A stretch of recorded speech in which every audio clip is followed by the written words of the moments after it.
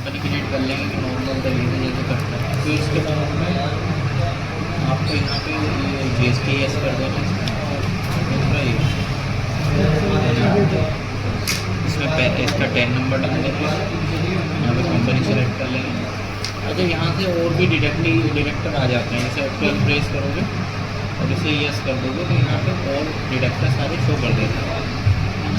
Normally इसमें company वगैरह का और इंडिविजुअल का रहता है, अगर आप इसमें नो रखते हो जो है वह कंपनी क्रिएट हो रही है, एज ए डिडक्टर क्रिएट हो रही है। वही तो काटेगा। हाँ, जो डिडक्टर वही काटे। ये आप सेव कर दोगे, है ना। सेव करने के बाद में फिर आपको सबसे पहले इसमें नेचर ऑफ पेमेंट भी बनाने पड़ेंगे। जैसे हमने ये 3 बना रखे हैं, कमीशन का, पेमेंट फीस ऑफ प्रोफेशनल और ये पेमेंट तो यहाँ पर इस तरह से डिटेल मान लो कोई नया बनाना है आपको, तो यहाँ पर नया करेंगे और यहाँ हेल्प वाला ऑप्शन सेलेक्ट कर लो। तो जैसे ट्रांसपोर्ट का बनाना है हमें, तो पेमेंट टू ट्रांसपोर्टर यहाँ सेलेक्ट कर लो। तो ये सेक्शन वगैरह कुछ लिखा हुआ आ जाता है इसमें। अभी सिंगल बिल की वैल्यू क्या है ट्रांसपोर्टर की 30 है, 1% इंडिविजुअल के लिए, अदर पर 2%। एक्चुअल लिमिट कितनी होती है 75। तो इस तरह से हम इसको नए को बना सकते हैं, नया क्रिएट कर सकते हैं, ठीक है। तो वो आपके पास परसेंटेज होनी चाहिए क्रिएट कर। तो हमने यहाँ पे 3 करना पड़ेगा, कमीशन और प्रॉफिट का, फीस फॉर प्रोडक्ट सर्विसेज और पेमेंट टू कंपनी।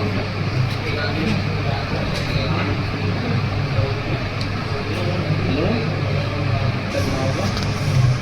लेज़र में आपको कमीशन का बनाना है, इनडायरेक्ट एक्सपेंस में। और कमीशन जो है जिससे हम अगर कमीशन मतलब पेमेंट हो रहा है जिसको, वो अनरजिस्टर्ड है। वहाँ से बिल तो हमारे पास GST का आएगा नहीं, तो इसलिए हमने GST को नॉट एप्लीकेबल कर दिया इसमें, है ना। एप्लीकेबल बाकी इस TDS एप्लीकेबल कर दिया हमने, और कमीशन और ब्रोकरेज ये सेलेक्ट कर लिया, ठीक है। दूसरा डिलीशिया फूड्स, ये हमने क्रिएटर बनाया है, ये कंपनी है। और direct TDS same voucher yes कर देंगे। यहाँ पर हम एड्रेस वगैरह डाल देंगे, पैन नंबर डाल देंगे, इसका GST नंबर डाल देंगे। इसके बाद इनपुट CGST, तो इनपुट CGST का हमने बनाया ड्यूटीज एंड टैक्सेस, है ना। अच्छा यहाँ पर ये ध्यान देना है, इस TDS एप्लीकेबल नॉट एप्लीकेबल रखेंगे इस तरह से। IGST को भी नॉट एप्लीकेबल रखना है, तो ये टैक्स के बना देगा, नॉट एसोसिएट्स एंड, है ना। नॉट एसोसिएट्स का हम ये क्रेडिटर बनाने हैं, ये इंडिविजुअल है, और इसका पैन नंबर हमने डाल दिया, इसका GST नंबर डाल दिया। प्रोफेशनल सर्विस का बनाएंगे हम इनडायरेक्ट एक्सपेंस में, यहाँ पर GST रहेगा प्रोफेशनल सर्विस में जो 18% है ना। इसके अलावा सर्विस और applicable fees for professional services यहाँ सेलेक्ट कर लेंगे। यहाँ पर TDS अंडर सेक्शन 194C, तो duties and taxes TDS payment to contractor. इसी तरह से TDS under section 194H commission और ब्रोकरेज। इसे भैया एनी नहीं कर सकता, नेचर ऑफ पेमेंट जहाँ अभी आया था ये कर सकते हैं। TDS सब पर दिखाते हैं, फीस जो हम बार बार ना बनाना पड़े। एक भी बना सकते हो आप। अच्छा, fees professional services unregistered person, creator में रखेंगे इसको, इंडिविजुअल रहेगा, है ना। और यहाँ पे पैन नंबर रहेगा और अनरजिस्टर्ड सेलेक्ट करना है। Work contract service indirect expense में रहेगा, यहाँ पे GST नंबर इसका डाल देंगे, परसेंटेज और एप्लीकेबल पेमेंट टू कॉन्ट्रैक्ट ये हम सेलेक्ट करेंगे।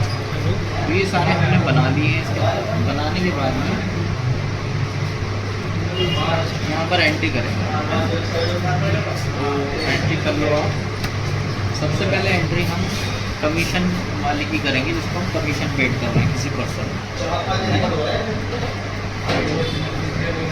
इस अनरजिस्टर्ड पर्सन की जगह हम नाम भी दे सकते हैं इसका, जैसे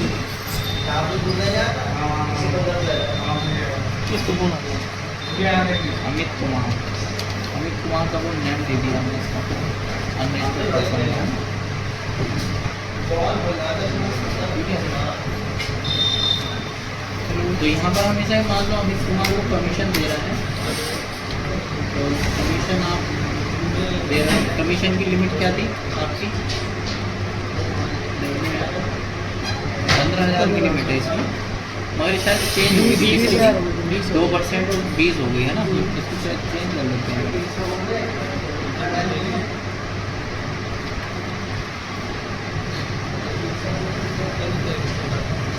2% कर देते हैं और यहाँ पर 20,000 लगा। ठीक है, 2% हो गया और 20,000।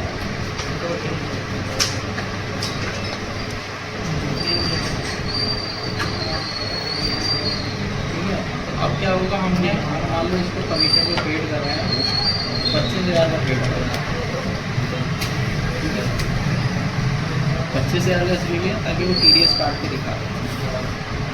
तो यहाँ पर जो है कमीशन 25,000 का पेड कर रहे हैं। क्या नाम है? अमित कुमार को देखो उसने कार्ड दिखा रहे हैं, कार्ड लिया मतलब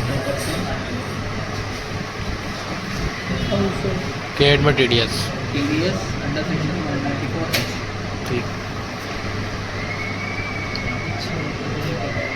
ठीक है, ये हमने एक एंट्री कर दी इसी कमीशन कमीशन की एंट्री। और कमीशन की जो एंट्री हुई है उसको आप देख सकते हो कि TDS रिपोर्ट में जाती है। तो यहाँ पर आपको ये शो होगा। ठीक